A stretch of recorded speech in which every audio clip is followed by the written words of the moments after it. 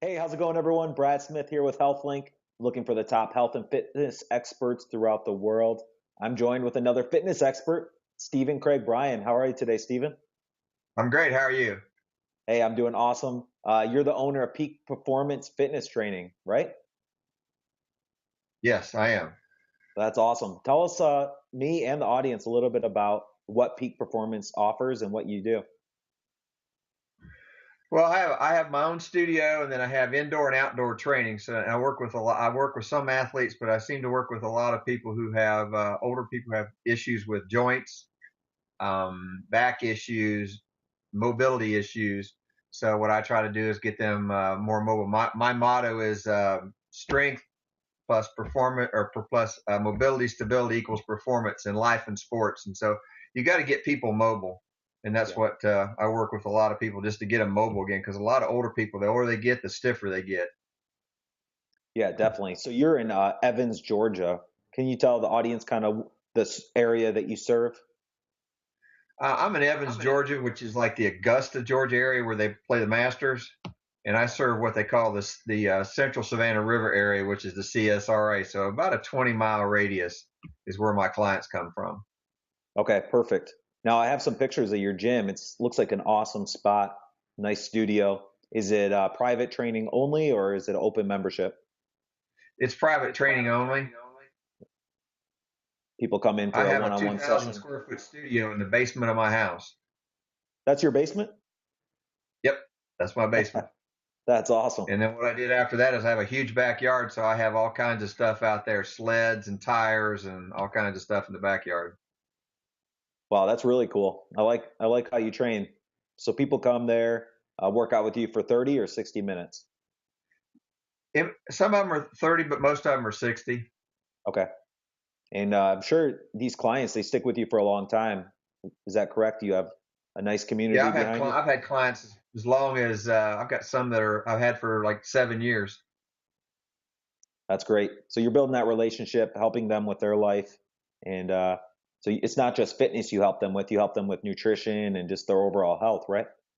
Yeah, I'm a precision nutrition uh, coach, and so I help them with their nutrition and set that up because most people they want to they want to change the way they eat, but they need somebody to help them kind of guide them along and get them started. And so that's my job is I teach them how to eat, and then I have a cookbook on my website that people can download, and so they can go on there and download my cookbook as well as you know if, even if they don't want my need my services, they can still get my cookbook. That's awesome. Okay, so you have a unique story of your past, and tell us whatever you'd like to tell us. But I know there's some things going back to when you were younger, and then now where you're at, getting started in the industry. Could you tell the audience a little bit about your backstory? Yeah, I was born with bilateral cerebral palsy, and I wore Forrest Gump braces till I was 9 years old. The great big steel braces from the waist down. Yeah, I wore Wow. those till I was 9 years old. And then my dad started making. My dad was a fitness buff and a martial arts tournament fighter, and he made me exercise a lot. So by the time I was probably 12 years old, I could do 1,500 deep knee bends without stopping. He'd make me hop 500 times on each foot without stopping. And if I tell him I can't do any more, he said, "Can't never did anything, so do 10 more." Wow, that's awesome. Do you think that that push obviously made you stronger, but do you think it's helped you now working with clients with their fitness? Yeah, you get a under when you have to go through a lot that I went through as a young, you kind of get a idea of what it's like to really struggle to get there. And I relate that to some of my clients who are struggling with knee replacements, hip replacements, or back issues. Or even some of my athletes who, they just kind of got, they don't have that drive yet. You gotta spark that inner drive in somebody to get them motivated. And once you get them motivated, then they get a lot accomplished. Yeah, definitely. Now, I think when somebody tries to complain to you about their injury or being hurt, do you tell them to toughen up? Tell them about your past story? Uh-uh. Are you still there? Are you still there, Stephen?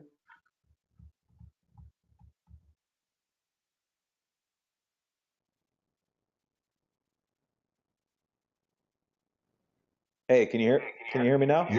Yeah, I can hear you. I can't. Yeah, there we go. All right, now we're good. All right, so we're back. Yes, I'll we're be back. I'll be able to cut that. All right. So if somebody starts complaining or telling you about that they're hurt or injured or tired, do you kind of just tell them about your story and tell them to suck it up?